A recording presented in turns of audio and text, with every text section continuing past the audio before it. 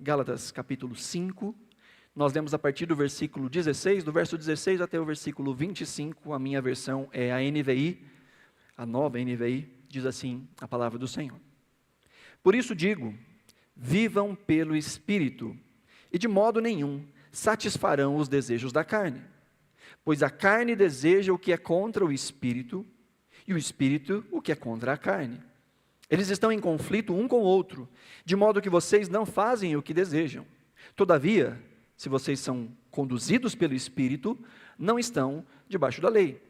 Ora, as obras da carne são manifestas: imoralidade sexual, impureza, devassidão, idolatria, feitiçaria, inimizades, desavenças, ciúmes, ira, egoísmo, dissensões, facções, inveja, embriaguez, orgias e coisas semelhantes a esta. Eu os advirto, como antes já os adverti, aqueles que praticam essas coisas não herdarão o reino de Deus. Entretanto, o fruto do Espírito é amor, alegria, paz, paciência, amabilidade, bondade, fidelidade, mansidão e domínio próprio. Contra essas coisas não há lei. Os que pertencem a Cristo Jesus crucificaram a carne com as suas paixões e os seus desejos. Já que vivemos no Espírito, andemos também pelo Espírito. Essa é a palavra do Senhor. Que o Senhor nos ajude a entender a sua palavra no nome de Jesus. Amém. Queridos, nós estamos dando continuidade à nossa série de exposições nessa carta, onde na primeira parte, até o final do capítulo 4, Paulo vem tratando do tema salvação. E que a salvação não está ancorada no nosso desempenho, nas nossas obras, no cumprimento de regras, nem mesmo das regras da lei. Paulo vai dizer que o propósito da lei é nos expor, é mostrar o quanto nós somos necessitados da graça. Sim, a lei tem também um benefício de restringir o homem na sua maldade, mas a lei não tem o poder transformador. O que transforma é o novo nascimento. O que transforma é a obra de Cristo Jesus. O que transforma é a ação do Espírito Santo nos nossos corações. Portanto, a busca por justificação, por meio de atos, por meio de obras, Paulo diz, isso é um outro evangelho, que nem é evangelho. O evangelho de Jesus está ancorado em Jesus, na obra de Jesus, é somente por Ele, e nós recebemos somente pela fé, e isso é obra da graça de Deus, não são os nossos méritos, isso é somente pela graça, e é somente por Cristo, não há nenhum outro, nem vivo nem morto que possa nos levar a Deus, não há obras que possam nos levar a Deus, somente Jesus nos leva a Deus, e no final tudo isso redunda em glória somente a Deus. Estes são os brados da reforma, que nós aprendemos tudo isso a partir da Escritura, por aquilo que a palavra do Senhor nos ensina. Então, na última sessão, que nós lemos desse texto, lá dos versículos 13 em diante, nós terminamos com Paulo agora fazendo uma transição. Sim, ele já nos ensinou de que a salvação não está ancorada nas obras, mas ele vai dizer no versículo 13, para que nós tenhamos cuidado, ele diz, irmãos, vocês foram chamados para a liberdade, contudo, não usem a liberdade para dar ocasião à carne, mas sirvam uns aos outros por meio do amor. Pois toda a lei se cumpre em um só mandamento, ame ao seu próximo como a você mesmo. E ele termina dizendo, mas se vocês mordem e devoram uns aos outros, cuidado para não se destruírem mutuamente. Paulo termina dizendo que é possível nós nos escravizarmos a obras achando que elas nos trazem a salvação e a justificação, e Paulo já deixou claro, não é assim. Mas ele diz, mas você pode acabar caindo para o outro lado, caindo para o outro extremo. Tim Keller vai dizer no seu livro sobre a igreja centrada, que existem dois inimigos do evangelho, né? Um é o legalismo e o outro é o antinomismo, ou a negação da palavra de Deus, das instruções de Deus, das ordens de Deus. É dizer, liberou geral, né? Estou salvo, a salvação está em Jesus, então eu posso fazer o que quiser. Paulo diz, não, você não entendeu, não é isso. Uma vez que você foi salvo, cuidado para não usar isso como um argumento para uma vida licenciosa. Então agora ele passa a aplicar de maneira prática o que um coração transformado anseia, que por consequência se demonstra nas suas ações e nas suas práticas.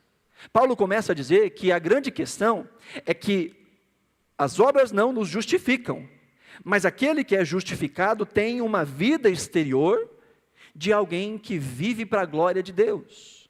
A santificação não produz salvação, mas a salvação produz santificação.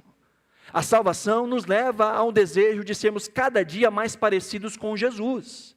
Não porque nós queremos barganhar com Deus, ou por medo, ou por obrigação, ou o que for. Não, porque nós fomos comprados e reconhecemos que o meio que nós podemos agradar a Deus é sendo como o seu Filho Jesus. Então passamos a viver e a responder em gratidão, em reverência, entendendo que nós somos alvos de uma salvação que não cabe em nós e que não está ancorada em nós. A grande questão é, como é que nós vivemos essa verdade? Como é que nós conseguimos crescer, uma vez que nós estamos debaixo de uma batalha? Sabe que nós temos 3 inimigos. A Bíblia nos fala desses 3 inimigos. Nós temos o diabo como o inimigo das nossas almas, assim ele é apresentado. A Bíblia também nos apresenta o mundo, não o mundo como criação, mas um sistema mental que domina esse mundo, que tem a ver com egoísmo, que tem a ver com inveja, que tem a ver com auto-idolatria ou idolatria de outras coisas. Nós temos esses 2 inimigos, mas nós temos um terceiro e pior de todos os inimigos, que é o eu, o nosso próprio coração. Afinal, nós só fazemos o que fazemos, ou só somos influenciados por Satanás se deixamos o nosso coração ser influenciado. Nós só agimos influenciados pelas forças deste mundo se nos deixamos ser levados por esse mundo. É muito fácil nós terceirizarmos a nossa responsabilidade, né? E aí tem o diabo à vontade para a gente jogar a culpa nele. Lembra do burro? Lembra? Só soltei o burro, lembra? É muito fácil terceirizar. Já estou passando por uma dificuldade financeira monstruosa. O gafanhoto, o migrador, o cortador estão lá em casa, estão na minha carteira. Ore para que eles sejam expulsos, né? Mas às vezes o que a gente precisa é chegar diante do espelho, encarar o devorador diante do espelho e dizer: Senhor, me dá autocontrole, me ensina a gerir melhor as minhas finanças. Já minha saúde está acabada, está destruída. O diabo está colocando o dedo na minha vida. O diabo da Bete, sabe? O diabo da Bete, a diabetes. O diabo que colocou. Mas aí não reduz a quantidade de açúcar que come. É tudo o diabo, tudo o cão, né? A grande questão é que nós só somos influenciados porque o nosso coração humano e natural deseja ser influenciado por esses sistemas. Mas uma vez que nascemos de novo, o Espírito Santo passa a habitar em nós. E agora nós vivemos nessa batalha que acontece dentro do nosso coração. E que ela é constante. É muito interessante que o texto diz no versículo 16, ele diz, Paulo diz, por isso digo, vivam pelo Espírito, de modo nenhum satisfarão os desejos da carne. A NVI traduz essa palavra vivam. Se você tem uma outra versão, geralmente é traduzido andem, porque essa seria a tradução literal, andem. A NVI já está aplicando o que significa andar pelo Espírito, viver pelo Espírito. Mas é importante, eu gosto muito dessa palavra andar, porque a vida cristã é uma caminhada. A vida cristã não é uma corrida de 100 metros rasos, em que a gente vai com todo o fôlego, com toda a energia no começo, e aí chegou, né? A vida cristã é uma maratona. Às vezes a gente dá umas caminhadas mais rápidas, às vezes a gente vai se arrastando, recobra a energia e vai de novo. A vida cristã é uma maratona, e ela se desenvolve até a vinda de Jesus. Por isso Paulo vai dizer, andem, vivam continuamente. O verbo aqui está no imperativo presente ativo. Ou seja, é algo que nós temos que fazer, é algo que nós fazemos agora, mas nós não paramos de fazer, nós continuamos fazendo. Fazemos hoje, fazemos amanhã, fazemos depois. Paulo está dizendo, o único jeito de nós vencermos o que ele chama de desejos da carne. As versões mais antigas trazem aquela palavra feia, né? Concupiscência, lembra da concupiscência?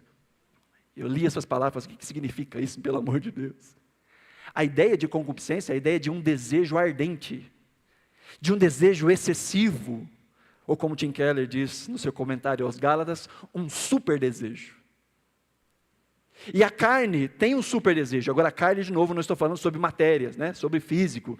Não vamos cair para aquela dualidade grega, de que a matéria é má em si mesma. Não é isso. Carne aqui, Paulo está chamando da nossa natureza humana, de um sistema de pensamentos que o nosso coração de fábrica já carrega. A ciência tenta explicar como autopreservação, instinto e tudo mais, mas a Bíblia chama de egoísmo, de idolatria, de independência de Deus. Isso vem de fábrica. A carne aqui são esses impulsos. E ele vai chamar de espírito, obviamente, o espírito. Ou nesse contexto nós podemos entender os desejos e as partes de nós que já foram transformadas pelo espírito. Então a guerra de eu comigo mesmo, sabe? E eu tenho que olhar no espelho e dizer, você não vai me vencer, eu vou te vencer. Eu estou contra mim, entende? E o problema é que onde é que eu vou, eu estou. Eu durmo comigo, eu acordo comigo, eu sei coisas terríveis ao meu respeito. Eu sou autoindulgente com os meus erros, e eu digo, não é tão ruim assim também, mas é. E eu luto comigo mesmo. E assim é com você. O diabo, a gente diz, sai em nome de Jesus. Agora, tenta ir na frente do espelho e dizer para você, sai em nome de Jesus. Você vai estar lá. Você vai continuar lá. Agora, o que Paulo está dizendo é, o jeito de vencermos a nós mesmos é andando pelo Espírito. É dando vazão a essa nova natureza que habita em nós por meio do Espírito. Mas há uma luta, há uma guerra. Esta guerra está sendo travada. Há um caminho. Se é uma jornada, se é uma caminhada, se é andar, há um ponto A e um ponto B. Eu estava lá, agora estou aqui, eu vou para lá. Existe uma rota, existe um caminho. Então eu entendo para onde eu vou e eu caminho em direção deste objetivo, deste alvo que o Senhor nos indica pela sua palavra. Então viver pelo Espírito é o único jeito de nós vencermos estes super desejos da carne. E por super desejos, queridos, não é só os desejos maus. Esse nem é tanto o nosso problema, eu acho. Os desejos maus. O grande problema é quando nós queremos de maneira demasiada e excessiva aquilo que é bom, que também é um erro. Quando nós trocamos as dádivas de Deus e fazemos dessas coisas o nosso Deus. É fácil reconhecer caminhos errados que nós devemos deixar de trilhar. Difícil é reconhecer quando as coisas boas da vida estão ocupando um lugar errado no nosso coração. Quando nós chamamos de bênção aquilo que na verdade está nos afastando de Deus e dos outros. Ou quando nós oramos pedindo bênção, quando aquilo vai nos afastar mais de Deus e dos outros. Esse é o perigo. De desejarmos de maneira excessiva, demasiada e fora de lugar, coisas que não são em si coisas ruins, coisas más. Paulo diz no versículo 17, que a carne deseja o que é contrário ao Espírito, e o Espírito que é contrário à carne, e eles estão em um conflito um com o outro, de modo que nós não fazemos aquilo que nós desejamos. Paulo diz que essas duas naturezas estão guerreando, uma com a outra. Não dá para fazer as duas coisas. Toda vez que eu agrado um, eu desprezo o outro. Todas as vezes em que eu caminho pelo Espírito, eu estou desprezando os desejos da carne. E o contrário também é verdadeiro. Quando eu caminho nesses desejos não redimidos, eu estou desprezando o Espírito de Deus. E essas duas coisas acontecem dentro de mim, essa guerra, nos meus afetos, nos meus desejos. Por isso, acho que já ficou claro ao longo de toda essa carta, o que Paulo está dizendo aqui, que o nosso problema não são as nossas práticas. O nosso problema não são os nossos pecados exteriores. O nosso problema é a raiz de todas as coisas que nós fazemos. Por que é que nós queremos o que queremos? Paulo está deixando bem claro que o problema não é mentir, não é esse o problema. O problema é porque o nosso coração encontra conforto ao mentir.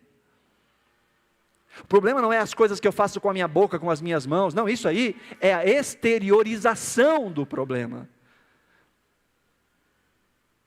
Ele diz que nós não fazemos o que nós desejamos. Mas o quê? Nenhum dos dois, né? Nem o que a carne deseja, nem o que o Espírito deseja. Se nós nascemos de novo, quando a carne diz, a gente fica naquela luta. Às vezes faz, às vezes não faz. Por outro lado, o Espírito quer que nós sejamos parecidos com Jesus. Mas a gente também, às vezes, não consegue. Paulo fala isso em Romanos capítulo 7. Eu encontro essa guerra em mim. Ele diz, no meu coração eu amo a lei do Senhor, mas nos meus membros eu encontro uma outra lei que me pressiona. O bem que eu quero fazer, esse eu não faço. E o mal que eu não quero fazer, esse eu insisto em fazer. E Paulo diz, quem me livrará? Miserável homem que sou, ele diz, quem me livrará deste corpo segundo a esta morte? Mas ele não para por aí. Ele diz, graças a Deus por Cristo Jesus. É Jesus, é o Evangelho, é a ação do Espírito Santo, que vai moldando os nossos afetos, que vai transformando o nosso coração. A religião quer fazer com que a gente mude do lado de fora, mas a obra do Espírito Santo é do lado de dentro. E uma vez atingidos por dentro, o lado de fora vai expressar essa consequência. Porque nós podemos mudar apenas hábitos, mas não ter um coração transformado, regenerado, redimido. Nós podemos domesticar os nossos hábitos, mas só o Espírito Santo tem o poder de transformar a nossa vida. Sabe que esse conflito mostra que a gente está vivo. A irmã Agnês, na sua exposição, há algumas semanas, fez uma analogia dos altos e baixos da vida, comparando com, como é que chama aquela maquininha que fica pi, pi, pi, sabe, né? Dos filmes, eu não sei o nome. A hora está lá embaixo, a hora está lá em cima, lá embaixo, lá em cima, né? E a vida cristã, você quer descobrir que você está vivo? Tem hora que você está, ai meu Deus, eu acho que nem crente eu sou. Mas tem hora que você está, glória a Deus, Deus é bom, agora vai. Fala assim, já, então você quer dizer que para eu estar vivo eu tenho que experimentar os momentos de dificuldade? Não. Eu tenho que experimentar os momentos de Cristo? Não, isso aí já é padrão. Nosso padrão já é embaixo. O que a gente experimenta agora é os picos para cima. Aquele que não está em Cristo já está flat. Mas aquele que tem um encontro com Jesus, esse vai tendo cada vez mais, em quantidade cada vez maior, estes rompantes de aproximação do Senhor. Sabe, quanto mais nós crescemos na fé, nós pecamos menos e nós nos arrependemos mais. Entenda, nós pecamos menos e nos arrependemos mais. Nós vamos reconhecendo mais e nos arrependendo mais, e com mais profundidade, e com mais qualidade, à medida em que conhecemos ao Senhor. Mas essa guerra, ela mostra que a gente está vivo, porque se a gente não estivesse vivo espiritualmente, a gente seria indiferente ao pecado. A gente não teria nenhum tipo de arrependimento ao pecar. O fato de nós lutarmos, isso mostra que há uma obra do Espírito Santo acontecendo nas nossas vidas. Então ele diz no versículo 18, todavia, se vocês são conduzidos pelo Espírito, já não estão mais debaixo da lei. Paulo está dizendo, se vocês são conduzidos, se vocês têm vivido uma vida que é essa condução do Espírito Santo, é na base daquilo que o Espírito Santo dirige o coração de vocês, seja pela exposição da palavra, seja pelo convencimento interno. Se vocês estão caminhando assim, isso significa que vocês já não estão mais debaixo da lei. Em que sentido nós não estamos mais debaixo da lei? Bom, primeiro nós não estamos mais debaixo da condenação da lei. Porque se nós estamos sendo dirigidos pelo Espírito, significa que nós nascemos de novo. Só é dirigido pelo Espírito quem nasce de novo. Só pode chamar a Deus de Pai quem nasceu de novo. Porque é o Espírito Santo quem diz no nosso coração e que confirma que nós somos filhos.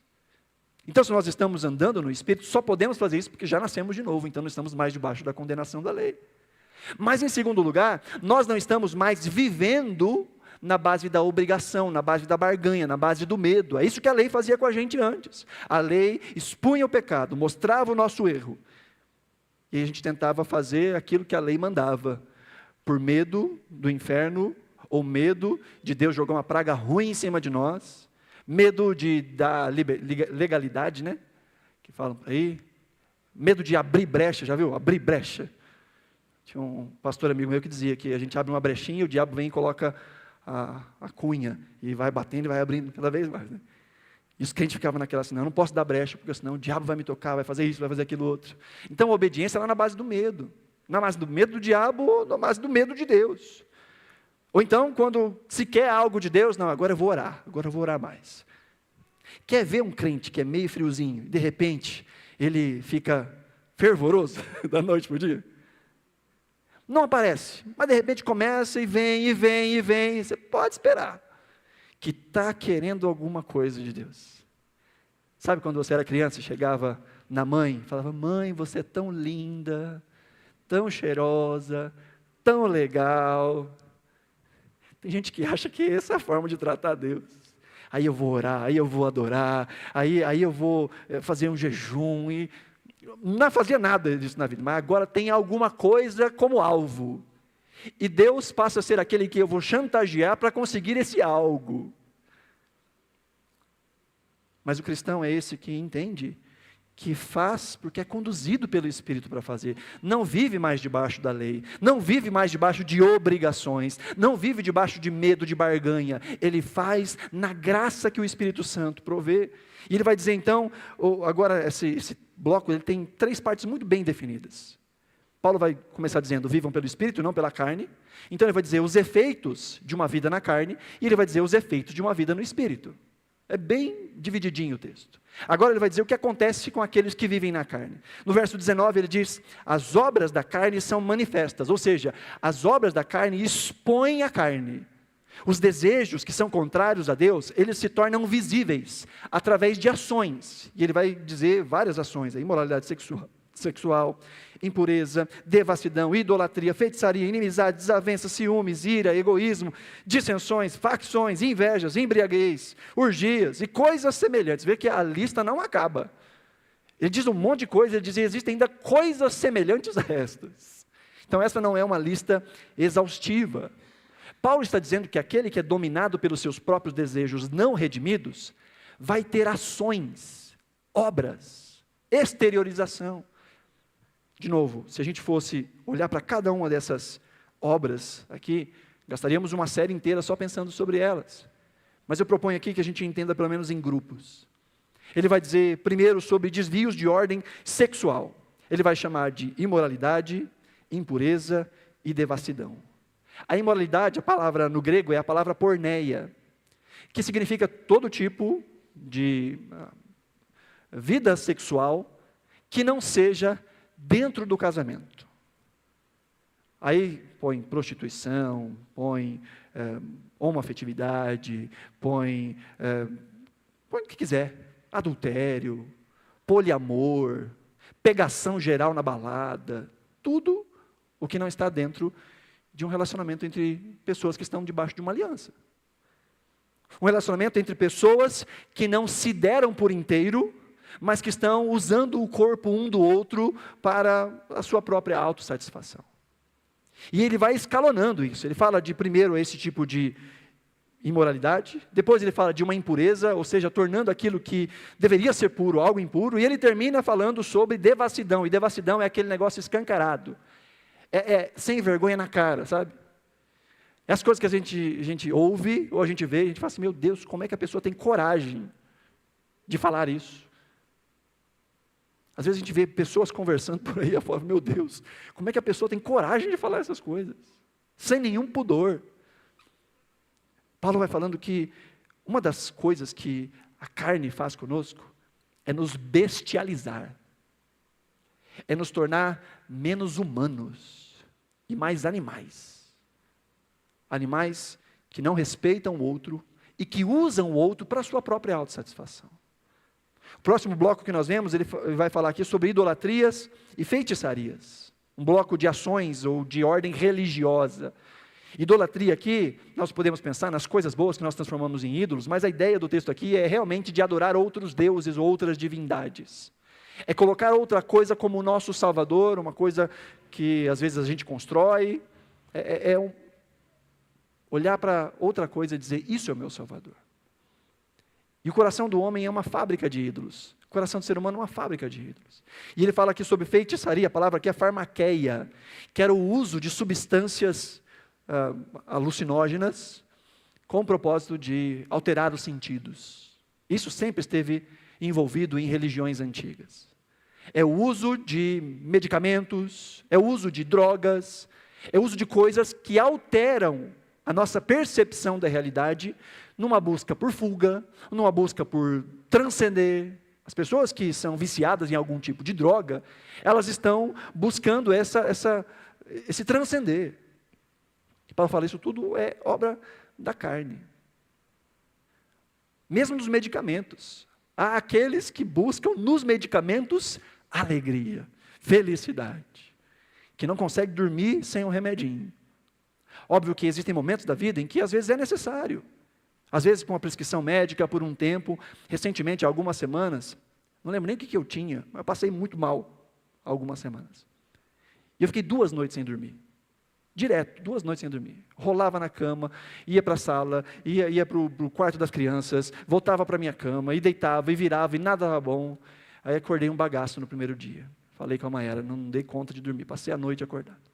Chegou a segunda noite e rola para um lado, rola para o outro. Eu acho que vou ter que ir no médico pedir um remédio.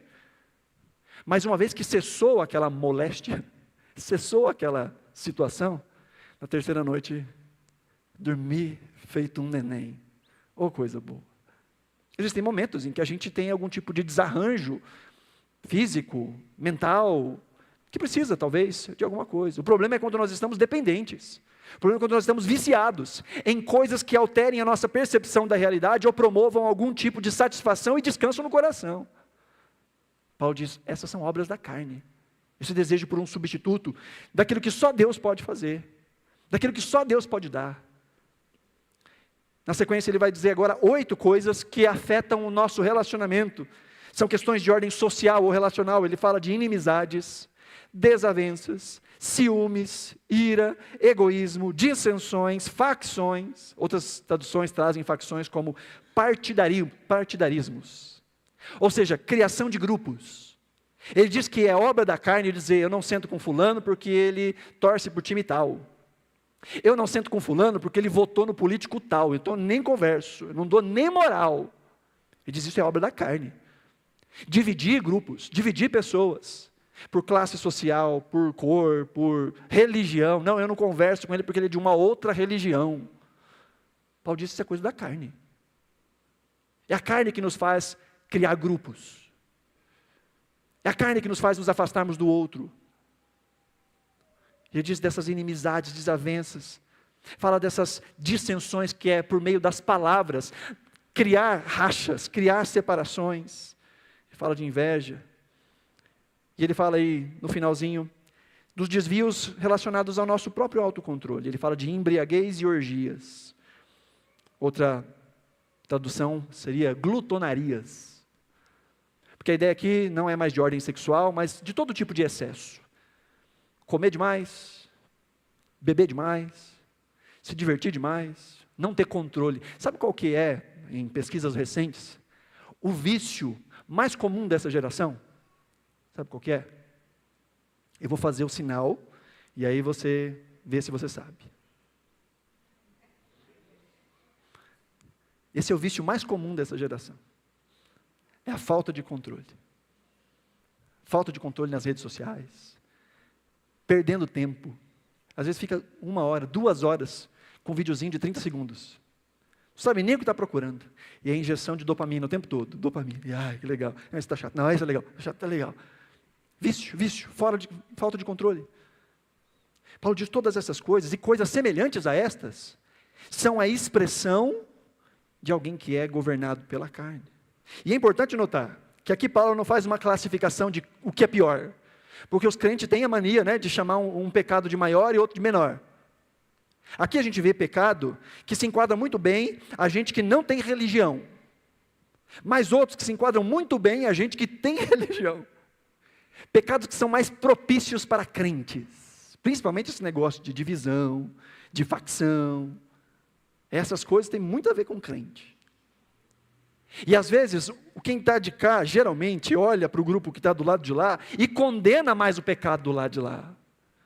Fala da minha liberalidade, fala da forma como eu vivo com o meu corpo, mas olha lá, é hipócrita, olha lá, fica fazendo divisão, não tem amor, como se aquilo lá fosse pior do que isso aqui. Mas o que está do lado de cá, também fica olhando para o lado de lá e fala que o pecado de lá é pior. Está vendo? Ó, beija todo mundo. Sai com todo mundo. Olha lá, quer ter relacionamento com pessoas do mesmo sexo, e isso é abominação, mas é tanto quanto o que você faz. Paulo não classifica pecado. Paulo diz, tudo isso é expressão de carne.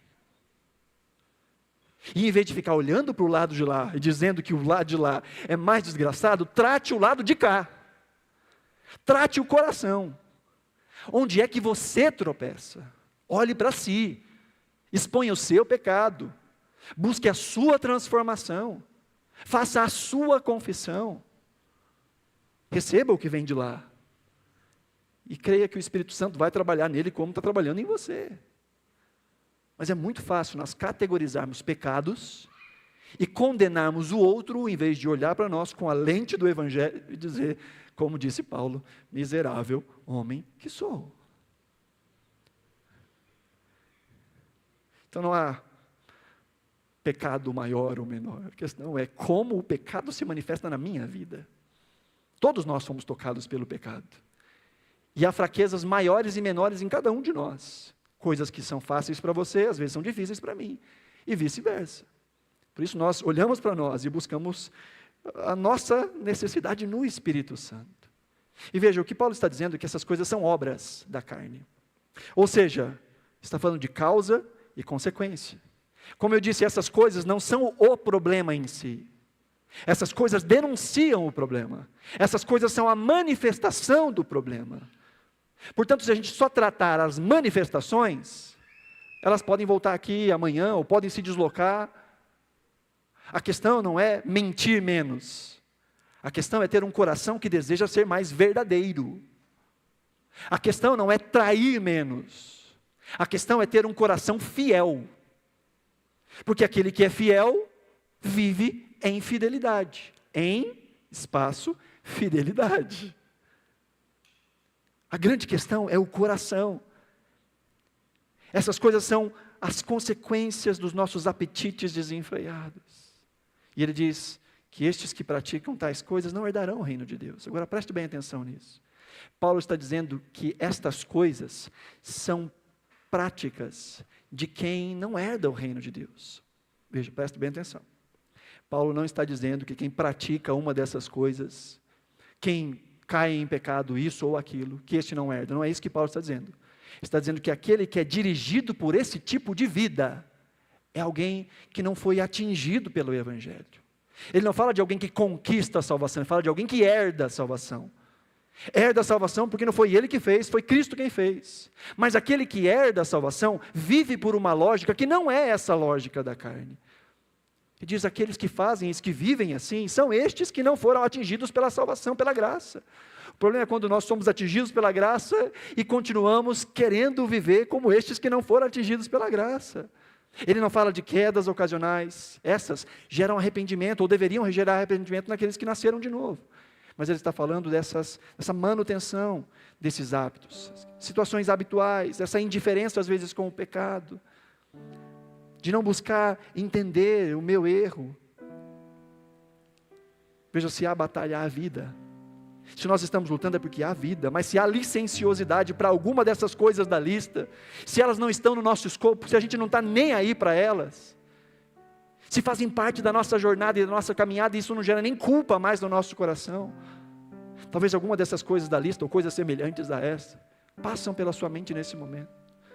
E se essas coisas são hábitos de vida que não te incomodam mais, talvez você nunca tenha nascido de novo. Por isso Paulo vai dizer várias vezes, examine-se, pois, o homem a si mesmo. Por isso Paulo vai dizer aos coríntios, examine-se cada um para ver se vocês estão na fé. Orando para que o Senhor revele o nosso coração. Mas ele continua no versículo 22 dizendo, entretanto, o fruto do Espírito é amor, alegria, paz, paciência, amabilidade, bondade, fidelidade, mansidão e domínio próprio. Contra essas coisas não há lei. De novo, se a gente fosse pegar cada uma dessas palavras e ver o que elas significam, nós teríamos uma série. Inclusive, nós teremos uma série. A partir dessa semana, nas quintas-feiras, nós vamos iniciar uma nova série chamada Fruto do Espírito. E que nós vamos pensar em cada uma dessas coisas. Se elas estão em ação, pensar no contrário dessas coisas e naquilo que tenta emular essas coisas. Então, a partir dessa quinta-feira, já aproveitando para fazer a publi, fazendo a comercial, a partir dessa quinta-feira nós vamos meditar sobre cada um dessas partes do fruto do Espírito. Mas veja, Paulo está dizendo que isso é um fruto, não são frutos, é um fruto, em que as coisas crescem de maneira simétrica. Essas coisas fazem parte dessa natureza. Ao dizer que isso é fruto, ele está dizendo que isso cresce progressivamente. Não é da noite para o dia, é uma caminhada. Há um salmo que eu gosto muito, o Salmo 1, que diz que o justo é como uma árvore plantada junto a ribeiros de água, lembra? E o texto diz, a qual dá o fruto na estação certa. Suas folhas não murcham e o que faz prospera. A nossa vida deve ser progressiva. O fruto do Espírito na nossa vida, ele não acontece da noite para o dia, mas ele acontece. A transformação do Espírito na nossa vida não acontece de uma hora para outra, mas ela acontece. Nós olhamos a nossa caminhada e vemos onde o Senhor já nos transformou, porque essa é uma obra do Espírito. Ao dizer que é fruto, ele está falando de que isso é algo próprio da árvore. Isso é inevitável, isso faz parte da vida, isso vai acontecer. Talvez você esteja lutando com alguma situação de caráter, de coração, lutando, você fala assim, meu Deus, será que eu nunca vou vencer isso? Vai, segue firme, é progressivo, mas é inevitável. É inevitável que aqueles que foram alcançados pelo Evangelho serão transformados pelo Evangelho, é inevitável, acontece, às vezes leva um tempinho mais, mas acontece. Por dizer que é fruto, ele está dizendo que esse é um sinal de vida da árvore, e se nós estamos vivos, esse sinal vai aparecer. Fruto não são dons. Nós meditávamos aqui há algumas quintas-feiras sobre os dons do Espírito Santo. E há pessoas que pensam que o fato de terem dons é que nasceram de novo, tem poder. Sabe aquele negócio do poder? Sabe o poder? Dons. Mas a verdadeira transformação molda o nosso caráter. Aquilo que expressa a salvação não são os dons, mas o fruto. Porque é possível ter dons sem ter fruto. Jesus vai falar de falsos profetas, de falsos mestres, que têm boas obras, mas que naquele dia ele vai dizer, afastem-se de mim, porque eu nunca vos conheci. É possível ter uma vida frutífera de dons, sem nunca ter conhecido ao Senhor, mas é impossível ter um encontro com o Evangelho e não ser afetado intimamente, não ser afetado no coração, porque é um fruto inevitável, acontece, é fruto do Espírito, mas acontece em nós. E olha que interessante, o fruto não são ações, veio de novo, alegria, paz, amor, alegria, paz, paciência, amabilidade, bondade, fidelidade, mansidão, domínio próprio, não são ações, são estruturas internas, são virtudes internas, que obviamente vão se manifestar em ações externas, porque o que o Espírito Santo faz conosco é mudar o nosso coração.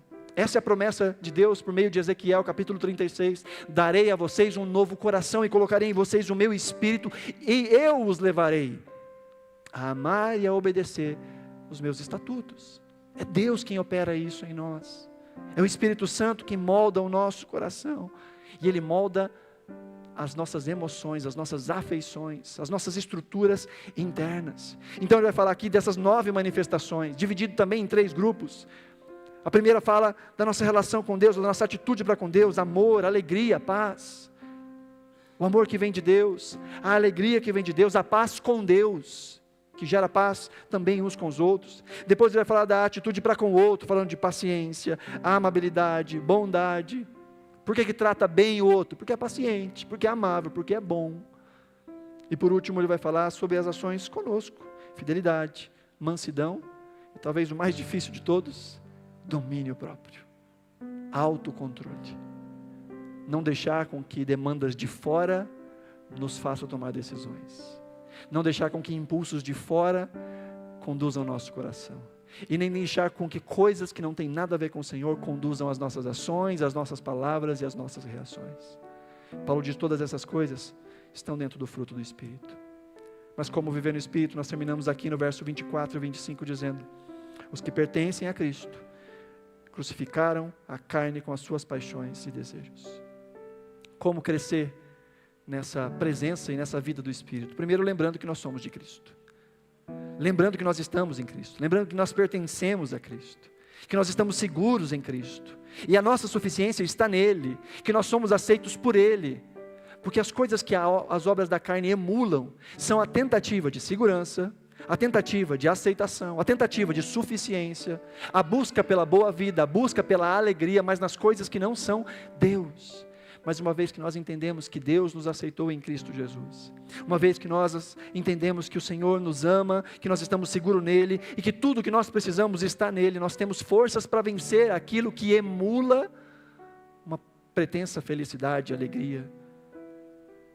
Então ele diz, lembre-se, vocês pertencem a Cristo, os que pertencem a Cristo crucificaram a carne, e aqui é um ato, crucificar. John Stott vai dizer que aqui nós agimos. Não se trata de morrer, diz Stott, agora se trata de matar. Tem uma frase de Lutero que eu acho muito engraçada. Ele diz, eu pensei que eu tinha afogado o velho homem nas águas do batismo. Ele diz, mas o miserável sabia nadar. E é bem isso, é essa luta com essa parte de nós que ainda não foi transformada. Mas nós estamos nesse processo de crucificar estas paixões, de identificar, de clamar ao Senhor. E veja, não é apenas mudar o hábito, é correr para Cristo e dizer, Senhor, por que esse hábito ainda me é atrativo? Por que isso ainda encontra espaço no meu coração? Não é simplesmente reprimir a ação, mas correr para Cristo e dizer, Senhor, por que isso ainda me faz desejar? Porque isso me faz ainda achar que é vantajoso. Nós crucificamos a nossa carne. Nós buscamos no Senhor a mudança da velha natureza. E por último, ainda no versículo 25, ele diz, já que vivemos no Espírito, andemos também pelo Espírito. Ou seja, nós que recebemos vida por meio do Espírito, que vivamos, que caminhemos, que gastemos os nossos dias expressando essa transformação que vem do Espírito. Se o Espírito nos regenerou, Ele também tem poder de nos santificar, de nos mudar e de nos moldar. Essa luta não acaba aqui, ela continua, até o dia de Cristo. Ela não acaba agora não. Você pode olhar e dizer assim, eu estou vencendo, amém, glória a Deus, mas você vai continuar, vai ter que lutar mais amanhã, e depois, e depois, e depois. Mas nós lutamos na força do Espírito, nós lutamos com as armas do Espírito, nós nos vestimos com a armadura do Espírito, nós somos acompanhados pelo Espírito, e Ele gera em nós fruto de transformação. Ele gera o amor, a alegria, paz, a paciência, a amabilidade, a bondade, a mansidão, a temperança e o autocontrole, o domínio próprio. Que nós nos aproximemos do Senhor, que nós nos aproximemos do Espírito, por meio das disciplinas espirituais, a oração, a comunidade da fé, os relacionamentos espirituais, a leitura das Escrituras, se enchendo do Espírito Santo, a fim de que as obras da carne que hoje ainda são atrativas em algum ponto, nosso coração seja tão transformado, tão impactado, que elas não serão mais atrativas para nós. Amém, queridos? Que o Senhor nos ajude no nome de Jesus. Se você puder, coloque-se de pé, nós vamos orar.